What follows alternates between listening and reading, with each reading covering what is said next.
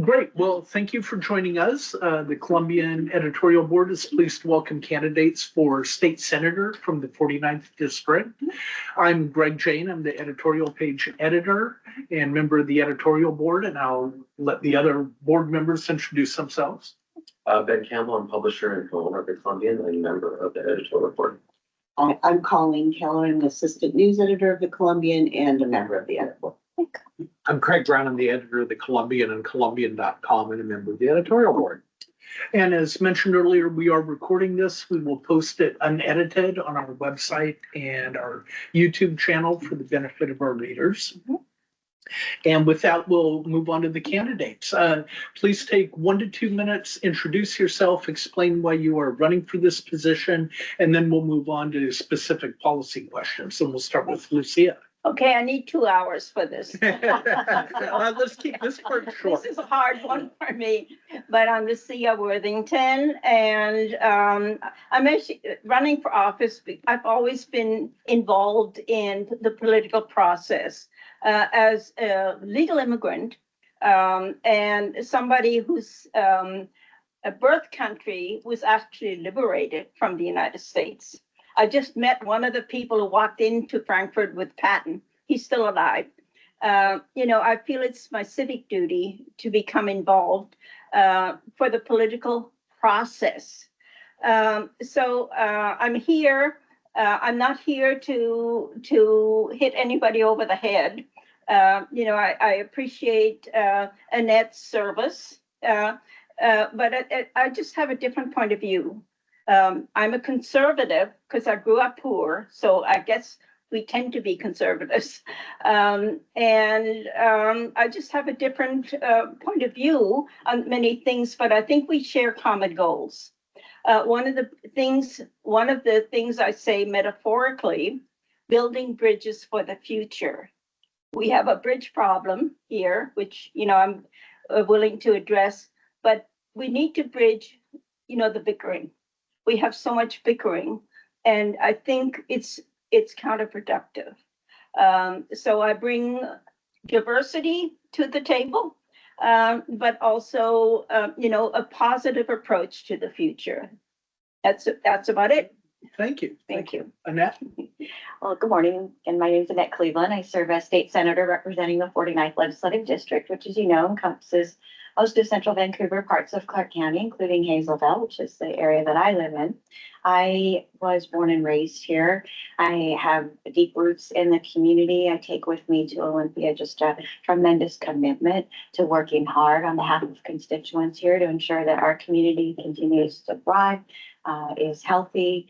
And when I think about what it takes to ensure that we do have a community where all individuals have the opportunity to grow and thrive and be healthy, the pillars that I always look to is access to quality education, access to quality jobs, access to quality healthcare. And so those are the priorities and the lens that I look through in terms of all of the various legislative issues that I put my focus on and attention on. I'm running again, seeking another term because I've shared with you in the past that the reason I ran for office wasn't because I'd ever had it on a to-do list to be an elected official, hadn't intended to run for office. I spent over a decade as congressional staff person. I'm much more comfortable in the behind the scenes staff work role, but I stepped up because I had been a part of conversations in this community around the need to replace the I-5 bridge for literally decades. And I stepped up because I feel it's absolutely critical that we find a solution and we move forward and build a new bridge. We have to replace that infrastructure. It's critical for the future and our kids and grandkids. So our leaders before us stepped up and made the commitment, paid for the infrastructure that's there today, the infrastructure that's allowed us to have a thriving, growing community. It's time now for us to do the same. Great. So Thank you. I want to continue that work. Thank you, and thanks again to both of you for being here. I want to start with one of the pressing issues facing the state and the legislature for several years now has been homelessness and housing. Do you think the legislature has effectively addressed that? What would you do differently? What would you do going forward? And I want to start with Lucia. Well, homelessness is a serious problem, and there are many different reasons why we have homelessness. One of them, one could say, was inflation.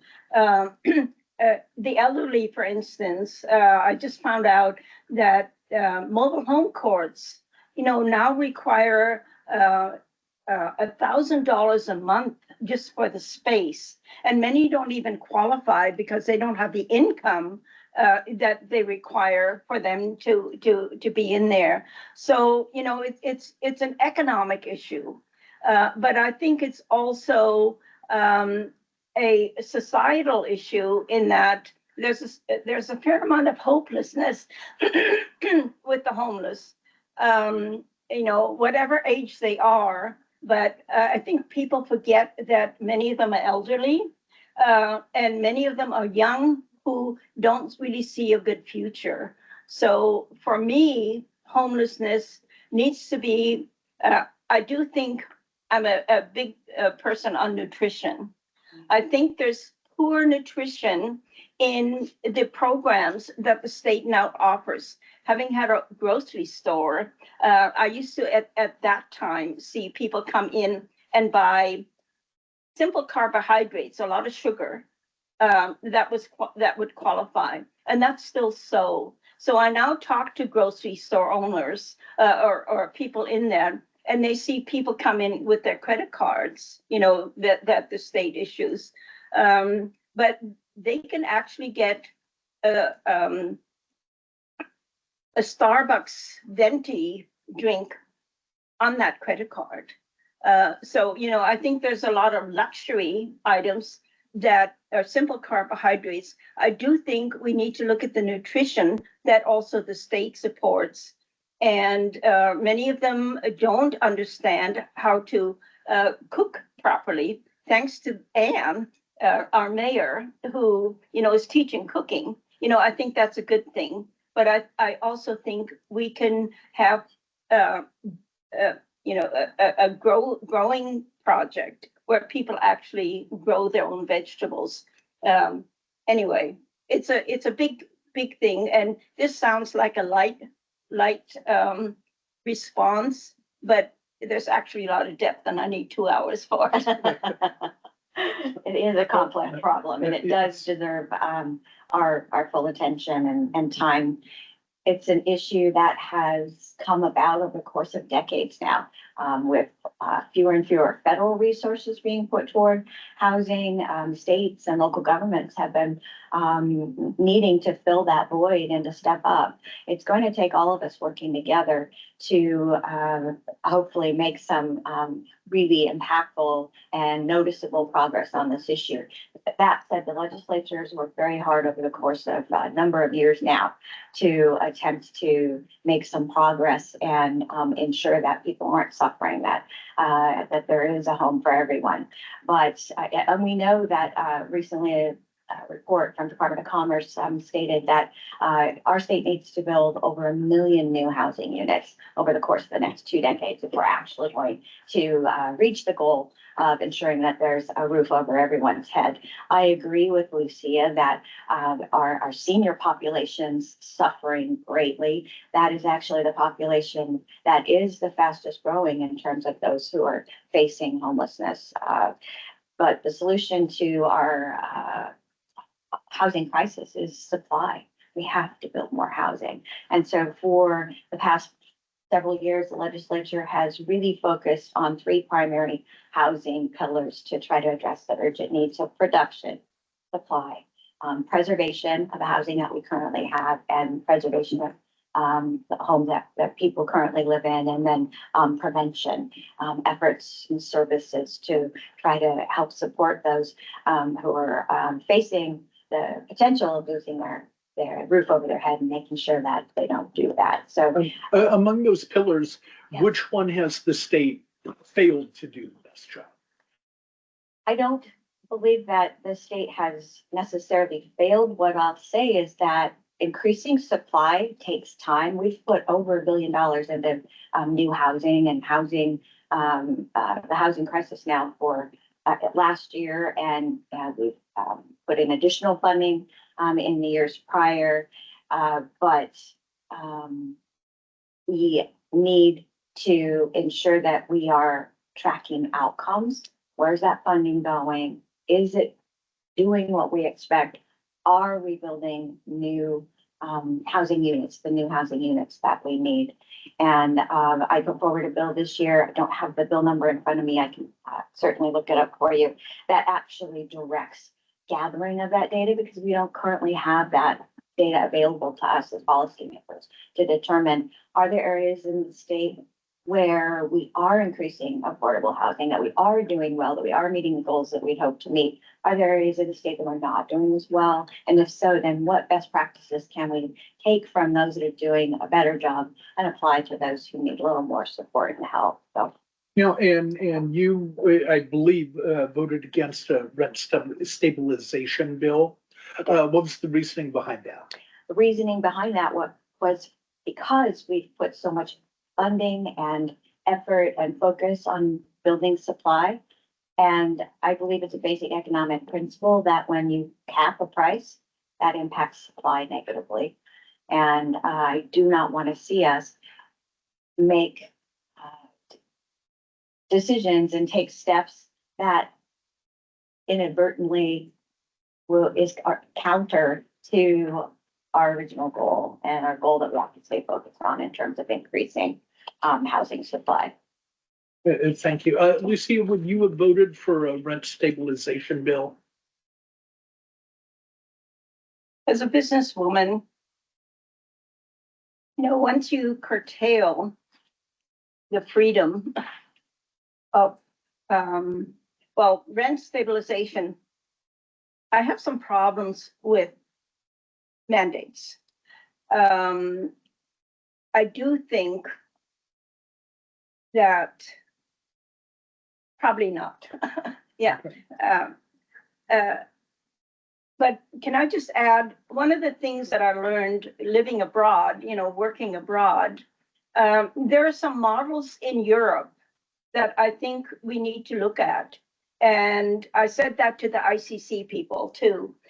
One of the models that actually works fairly well as far as shelter is, say, for instance, you have a Walmart that went broke or left. You have huge buildings or schools that are empty. You can make small units, small private units for the people, but you can have common areas for them to use. And so it can be multi-generational.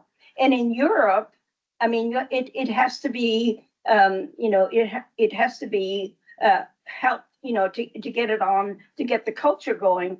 But so there's interaction. One of the things with homelessness, it's also the isolation people have. They don't have a social, they're isolated socially. So I'm saying take some large buildings and convert them to small private rooms with, bathroom, but then have a common area, because we don't need huge places, similar to what's happening into rest homes, where, they have a common area. So, that's one way to minimize the cost.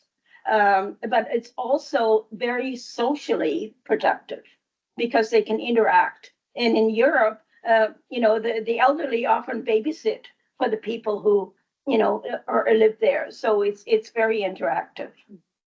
I am aware that cities around the country have looked at that. I know New York has embarked on that very thing, looking at spaces that can be renovated. I do know that we talked about it as well in the legislature. There's some challenges in terms of cost, and oftentimes there are barriers to actually converting space in a way that makes sense. But certainly something that is can very much be a part have a broader And they solution. all should have gardens where they can grow things. Where you can grow food. Yeah, As yeah. you said. Well, I Thank will you. also share just quickly around the rent stabilization issue. I just feel strongly that we have Oregon to look to, we have California to look to, who have put in place rent control bills. And I actually have been working through this interim with staff to try to gather some data around what are the impacts been in our neighboring states of rent stabilization. But additional concerns that I have are first of all, the bill that I voted against was a cap of 15%. And as you know, policy drives behavior, and I worry that if there's a 15% cap, it will force landlords to actually raise rent 15% each and every year, because they worry about, can they meet the maintenance needs of the facilities? It simply is something that we've seen happen elsewhere. I also question whether that type of cap actually does address the really urgent emergent issues that people are facing in terms of the cost of their housing, and the fact that a lot of folks that I talk to can't afford even an extra $5 in rent, much less 15% increase year over year. The other thing that I worry about is for our young people, when there's a cap on rent, people generally are forced to stay where they are, because if they move, the rent can be increased or be higher in their new space that they look to. So they hunker down in the space that they're in. That then makes it difficult for our young people to find appropriate housing that's affordable, because it really stops folks from progressing into the type of housing that's going to meet their needs. So I believe that we have to have a broader conversation in our community and answer some of those questions. Do we believe that rent control will address the issue of affordability in rent and rental space, that it's worth facing some of these other consequences that we know will result? So if the exact same bill came up next year, you would vote against it again? I would vote against it again until I'm clear that we have fully vetted and discussed what those consequences are, and are there means to address those consequences and help us prevent what we know happens when you cap a price. Okay, correct. Sure, let's talk about the bridge. That's always a favorite Yes, topic it around is. here. Yes, So, it Lucia, you say in the voters pamphlet that you would stop proposed tolls and light rail connecting Portland and Vancouver. I interpret that to mean that you would do everything in your power to stop the interstate bridge replacement project. Instead, you are proposing a separate truck route to bypass Port Vancouver and Portland traffic. I'd like to know more about this truck bypass, where it would go, and whether that wouldn't cost more than a bridge replacement to build a new truck-only freeway through Portland and Vancouver. Well, it's actually a federal issue. It's an interstate commerce highway. One of the things being, 15 years that I moved here, it's absurd when I see all the trucks rattling through Portland and all the bridges. To have trucks going through an urban center like that is just not productive. Don't they run through Seattle and Los Angeles? And Yeah, well, regardless, I think they shouldn't be going through cities. They need to go through, apparently to Truckers Association, trucks idling in the United States costs $50 billion with a B dollars, trucks idling. It's bad for the environment to have trucks idling, but they pass on that cost to, wherever the deliveries go. And trucks, I think they have 11 hours that they can be on the road. So, they're often speed up to make up for that time. So I think it's dangerous. But I would just say, I had a great look at the port.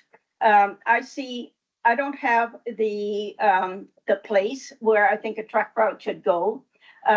It could possibly also have light rail. Light rail is a whole other issue that needs 2 hours. But So I see it's not necessary to have tolls. I do think the Why is it existing, not necessary? Would you increase local taxes then to, pay the full cost of a bridge? I don't think we need to build a new bridge. We need to fix it. It's way overdue. It needs to be fixed. And I think that's about $2 billion. Okay, that would be seismic improvements only, not a no lane capacity.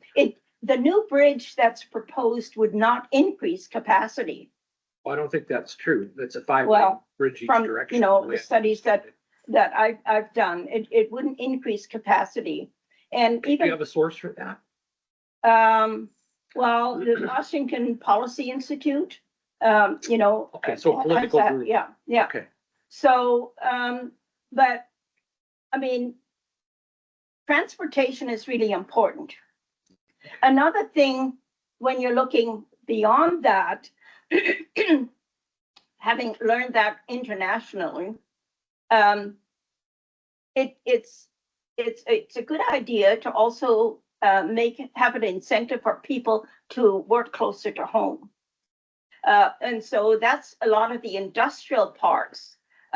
If people live closer to home, now the average, the travel time is enormous. It's expensive and it's bad for the environment.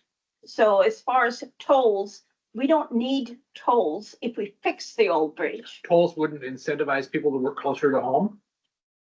Well, that's a different issue. I think people would prefer to live closer to home.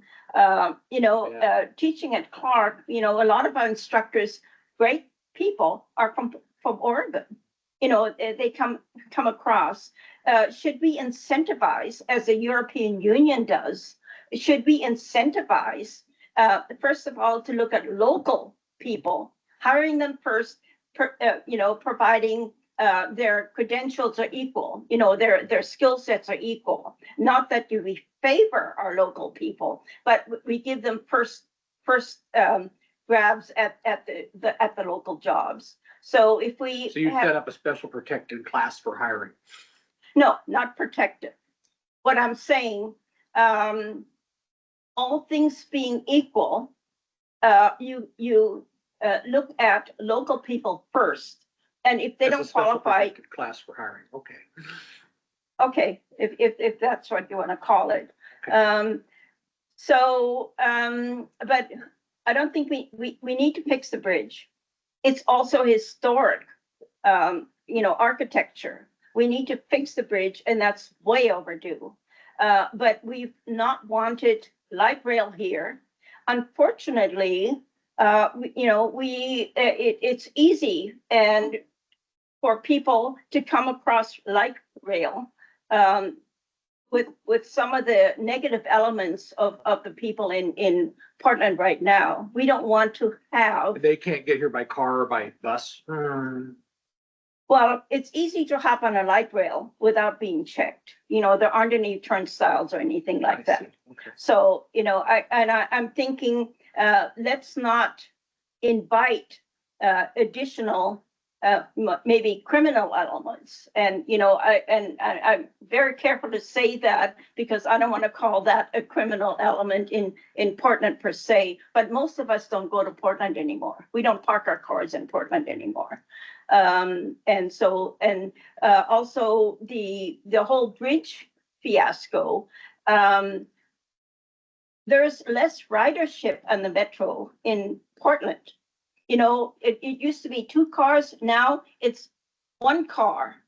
I think we're getting a little bit further afield from my question, but I wanted to give Annette a chance to answer. Thank you. Craig. The bridge that's there currently, the first span was built in 1917, 107-year-old span. It was built to accommodate animals and people on foot, as well as horses and buggies and Model Ts. The bridge absolutely needs to be replaced. It's sitting on wooden pilings, buried in mud. It's not sitting on bedrock. We must replace the infrastructure that we have. Do we need to also be looking ahead at what additional infrastructure we are going to need for the future? Absolutely, absolutely. But first and foremost, it's our duty to maintain and preserve and replace the infrastructure that needs attention and is failing. And absolutely agree that we shouldn't see traffic idling for hours and hours. And yet we have studies that show that's exactly what happens on the I-5 bridge. And we have ever increasing hours of congestion. And that is what we also need to address. We need to address safety. And we have looked at the cost to try to retrofit the bridge seismically. It's cost prohibitive.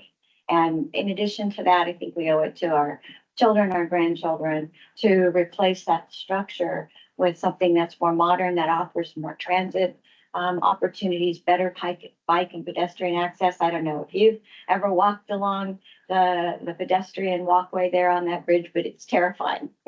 Truly terrifying to be on that bridge bouncing along. I hear it moves. It does move. And, you know, we haven't addressed the fact that it's a drawbridge. It's one of the only drawbridges left on a major interstate highway in the country.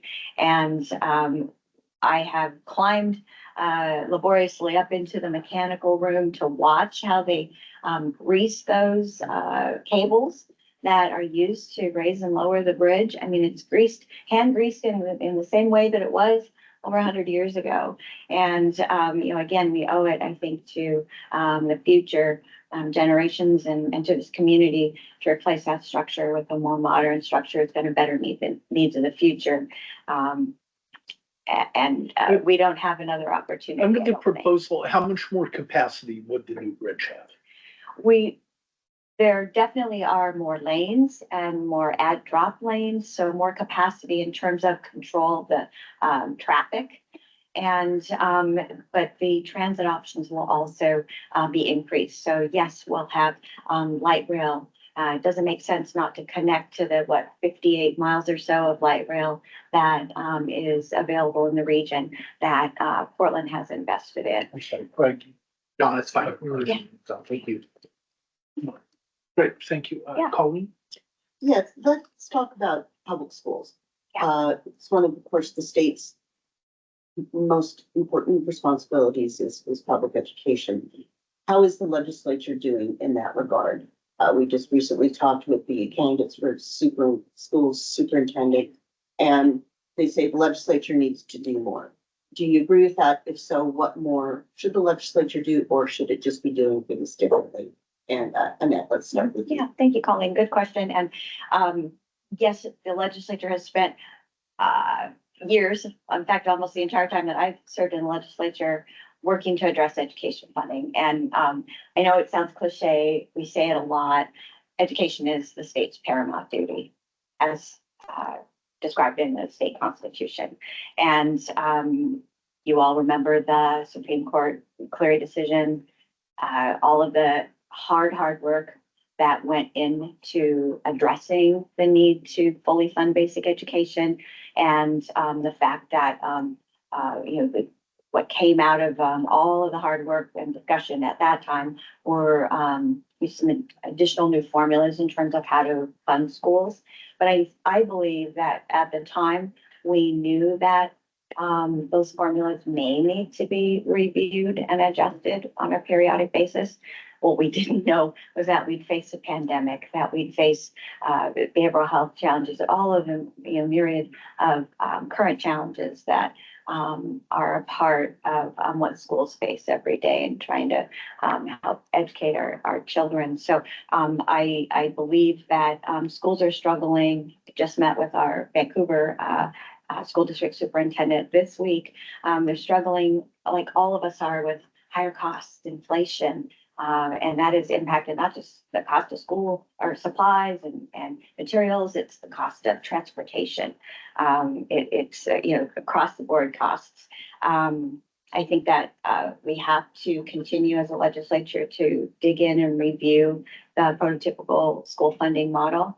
And while I don't believe that the model needs to be thrown out, I do believe that we do need to have a broad discussion around whether we need to make changes to that formula or look tweaks to the formula. Is it working in the way that we had hoped? I will also say, though, that I'm someone who feels very optimistic about the fact that, yes, in the face of some pretty grave challenges for the state this coming year when it comes to funding. Just saw a report that about 83% of our students in public schools in the state are set to graduate in 4 years. That's the highest rate that we've seen as a state ever.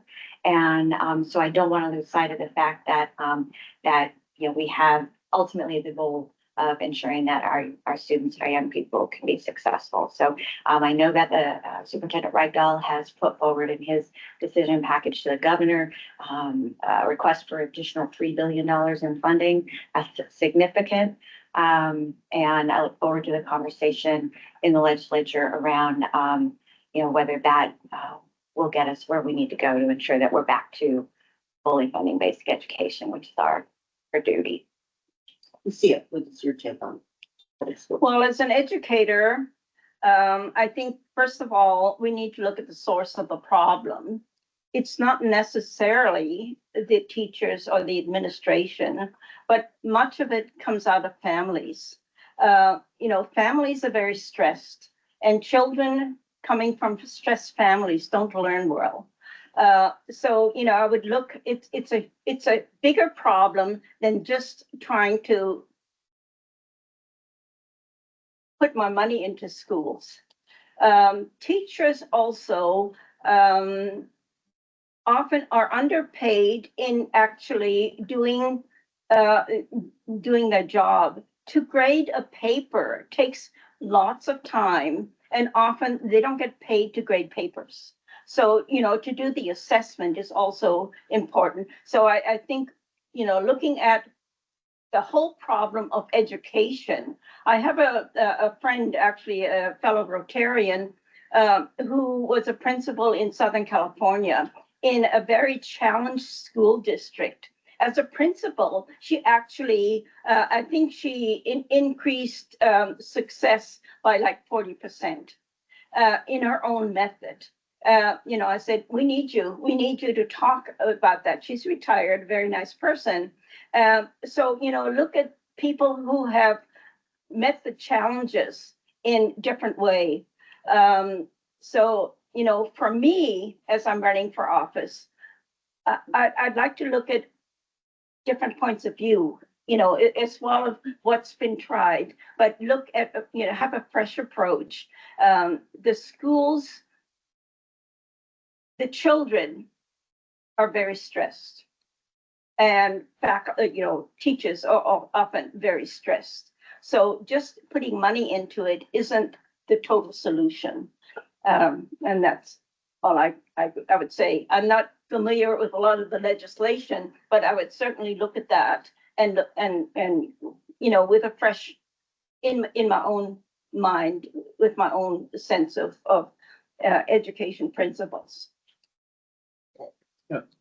Along those lines, in the voters pamphlet, you say that you would ensure that parents keep their rights.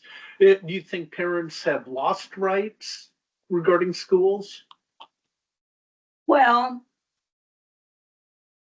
nationally, there's evidence that they have. What about in Washington?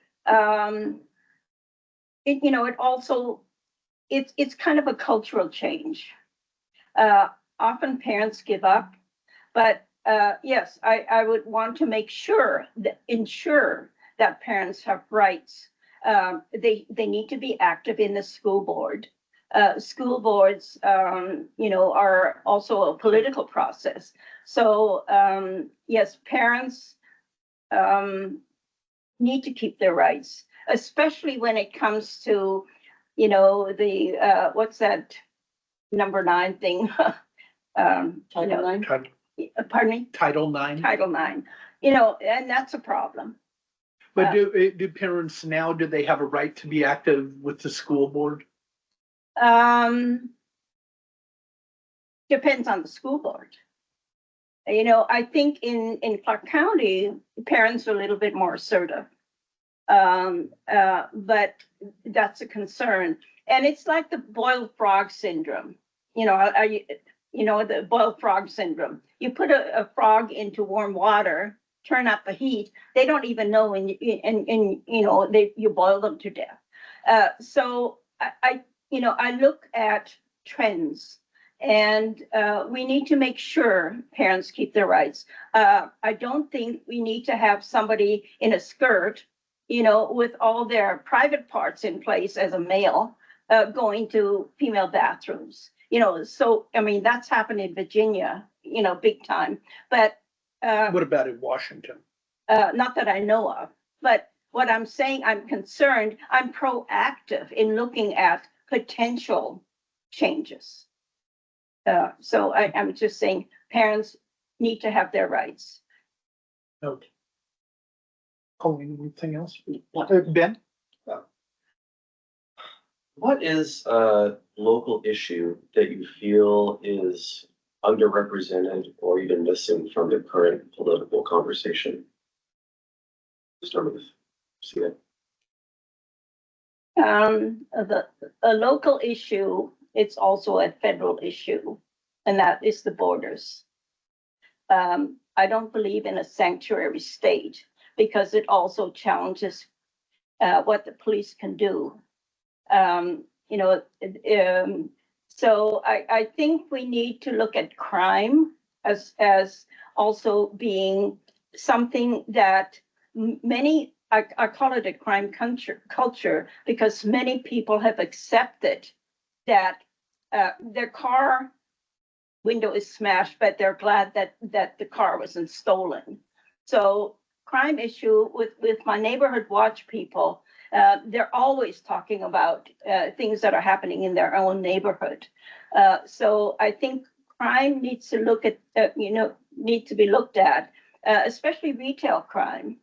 Retail crime has added to inflation because Walmart has left Portland. I want Walmart to be able to stay here. So I think crime is a seething problem that we need to address. And I would say, let's not have us as close our borders and let Washington State take care of its crime situation. I believe that because we're facing so many critical challenges, given, the pandemic that we've come through, the mental health crisis that we face, the crisis of fentanyl, opioids, substance use disorder, and, a recent report that I just read from the U.S. Surgeon General around the crisis of isolation and loneliness, recognize that we're all facing some really difficult stressors and challenges. But amongst all that, I want to ensure that we're not losing sight of our need to continue working on equity, fairness, inclusion, ensuring that we're addressing systemic racism where it exists, which is everywhere. One of the projects I'm proudest of having helped to work on and support is the Fourth Plain Community Commons and Fourth Plain Forward and the work that's going on there. And in fact, just recently was able to connect them to Doulas for All, which is an organization in Tacoma. And they've now begun a doula training program to help lift up those communities that are underserved and face higher maternal mortality rates. And so I would say then that is what I worry about. That's what I work to try to keep in focus amidst all of these other really huge challenges that we face. And if it's all right, you can tell me if you'd rather I do this at the end of our meeting today, but I did bring along for you today some information. We can do that at the end. Okay, That'd be absolutely. great. Glad Thank to do that, yeah. Right, anything? Sure. So should the Washington legislature put a constitutional amendment before voters that would ban abortion in Washington? So, Lucia, you want to start? I'm a pro-life person, but I also see a reason why abortion may be necessary. And look at the three cases, mother in danger, rape, and incest. I have no problems with that. One of the things that is rather strange to me when people say they want reproductive rights. We have reproductive rights. People can have all the babies they want. So the term reproductive has actually been kind of tossed around as a sort of a political football. So reproductive rights are definitely there. And having done some research as a historian on Roe versus Wade, Roe versus Wade initially gave medical practitioners the right for abortions. But much has changed, and now I do not think taxpayers should be paying for abortions unless it's an extreme case. Abortions have become a form of birth control. And so I advocate, I would see public funds maybe okay to give to birth control methods, and I think we should value adoptions. But as far as taxpayer money going for abortions as a form of birth control, I think is unethical. So you would or wouldn't want to see an initiative on the ballot? I mean, So you would or would not like to see an initiative on the ballot? the way it is now, I may not like the whole thing, but I think it's, I would not change that. Yeah. Then how about you? No, I would not like to see an initiative on the ballot that would ban abortion. Is that what that's the question? That was the Right? question, yes, thank you. I want to ensure that I understood correctly. Yeah. I'm going to share that I was young. I was 11 when Roe v. Wade first passed, and my grandmother, I distinctly remember, took me aside. In fact, I wear her wedding ring to this day that she shared with me before she passed away. And she took me aside, and while I was very young, she impressed upon me what a monumental decision that was, how historic it was, and she made me promise that we would never go back. And as I got older, she shared with me just the sheer anguish at times of facing an unwanted pregnancy when she already had children. She was working 2 jobs to try to support the children that she had and keep a roof over her head. And I have carried that with me my entire life, that promise that I made to her that I would never give up fighting for that hard-won right for women and individuals to make decisions about their own health and their own bodies. It is unconscionable to me to believe that here we are today facing that very thing, facing the fact that Roe v. Wade has in fact been walked back. But I will say that I feel so very fortunate to live in a state where voters time and time again have confirmed that that right is absolutely essential to maintain, and that if anything, I want to see the right to reproductive health, the right to safe abortion actually enshrined in our Constitution. Thank you. Real fast, do you support the presidential nominee of your party, and why or why not?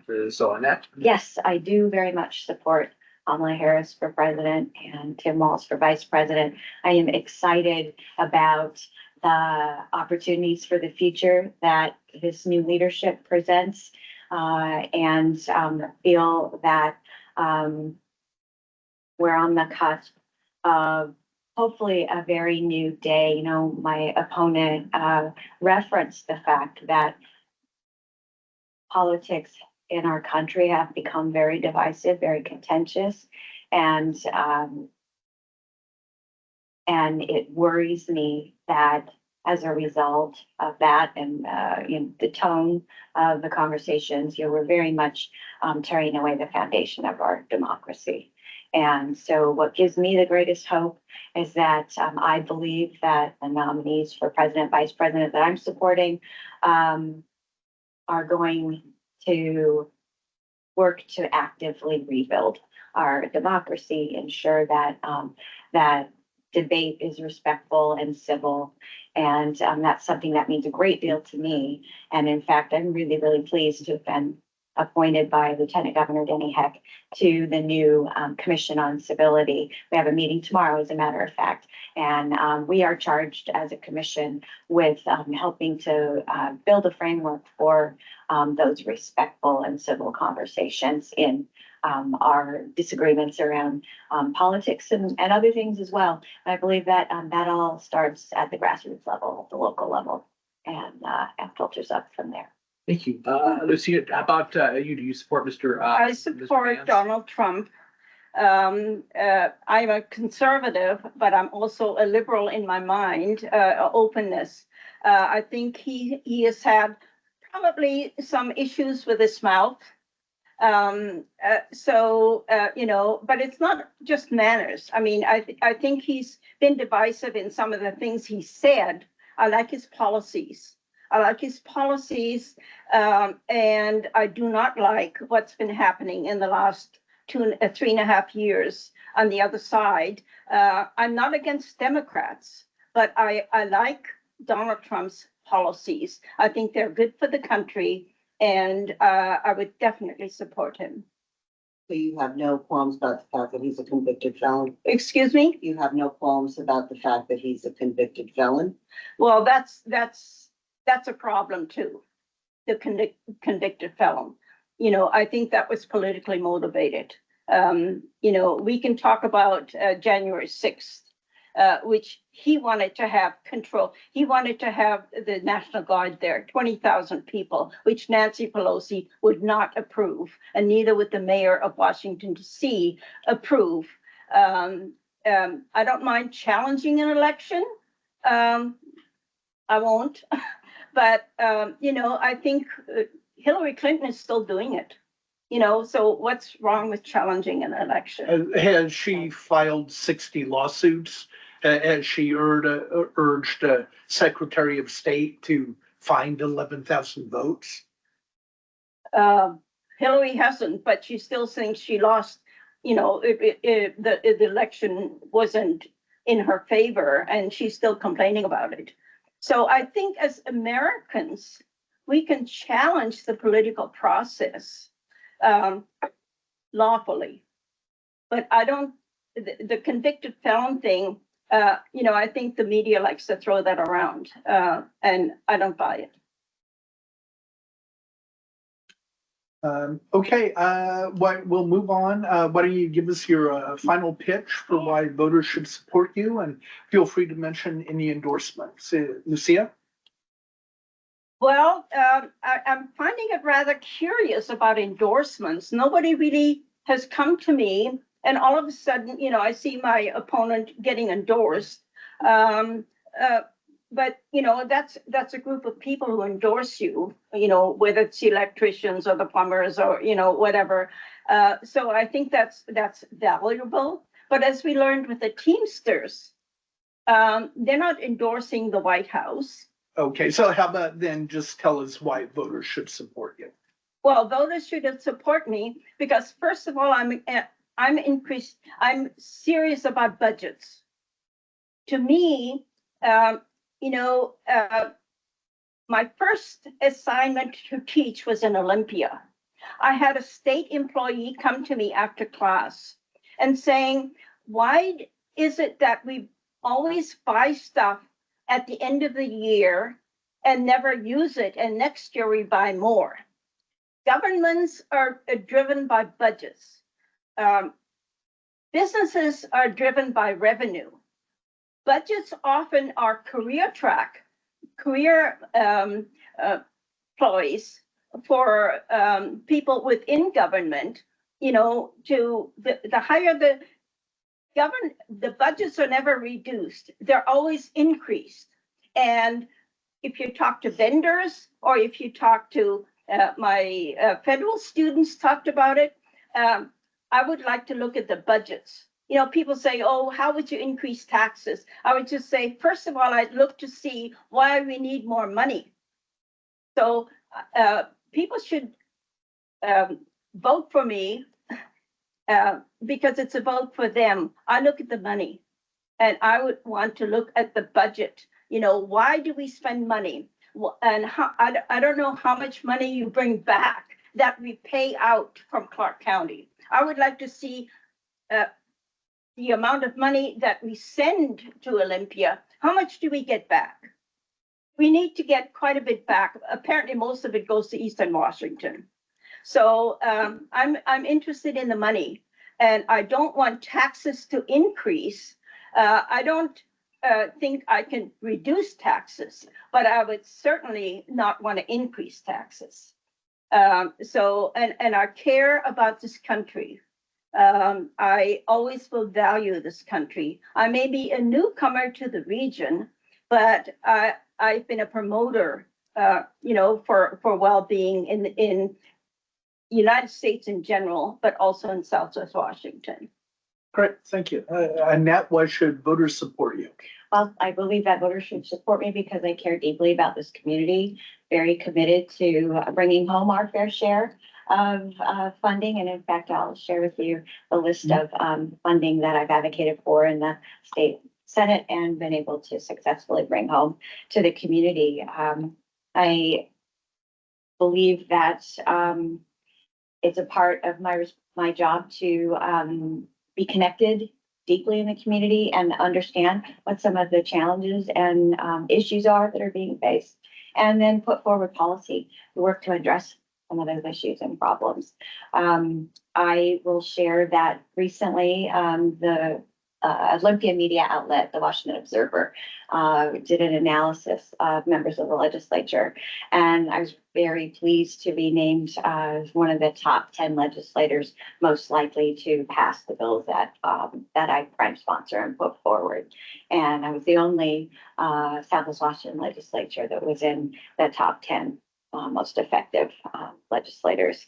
I am the only voice for Southwest Washington for Clark County in the Senate Democratic Majority Caucus. And I take that responsibility very, very seriously, and work to try to ensure that while I'm advocating for the constituents who elect me, I'm also keeping in mind what some of the broader priorities for the region are as well, and doing all that I can to help advocate for our needed priorities here. I care about the success of our democracy. I'm a former congressional staff person, worked for over a decade for two different members of Congress, and I believe that the only way to effective, strong policy is bipartisanship and reaching across the aisle, working together. I believe that we can all learn from different perspectives. I believe that I can learn from some of my opponents' perspectives as well. And that's why we have to do the hard work of sitting down together, having tough conversations and listening to understand, and then moving forward from there. Building consensus is hard. It is sometimes not necessary if there's a large enough majority in the legislature that you don't need to listen to the other side to pass a bill. But I feel that that is a dangerous path to take, because we're not then ensuring that the policy that we have passed has been fully vetted and is as broadly supported as possibly can be. As I mentioned, I'm really honored to have been appointed by Lieutenant Governor Denny Heck to the Joint Select Committee on Civic Health. And tomorrow's our next meeting. I'm looking forward to being a part of helping ensure that we are promoting more civil discourse, more respectful debate. And as I've shared with you in the past when I've been here for editorial board conversations, I'll share again that when I was first elected, I was asked by a journalist, looking ahead, what do you want to be remembered for at the end of your service? And I said, I want to be remembered for being quietly effective. And that's what I strive for each and every day, is to be effective, do so in a way that it brings success and brings accomplishments, in terms of meeting the goals of our community, but, does so in a way that, doesn't need to be taking credit or, I think that, all of us deserve the credit for working together to move this community forward. So, I appreciate the time today. Thank you for the opportunity to allow me to come and have this conversation. And I, ask for your endorsement. It means a great deal to me to have your support in being returned to Olympia, so I can continue to work on the, number one goal, I-5 bridge replacement, and all of the other challenges that we face, and want to face them together. So thank you. Great, thank you. Thanks both of you for joining us. Yeah.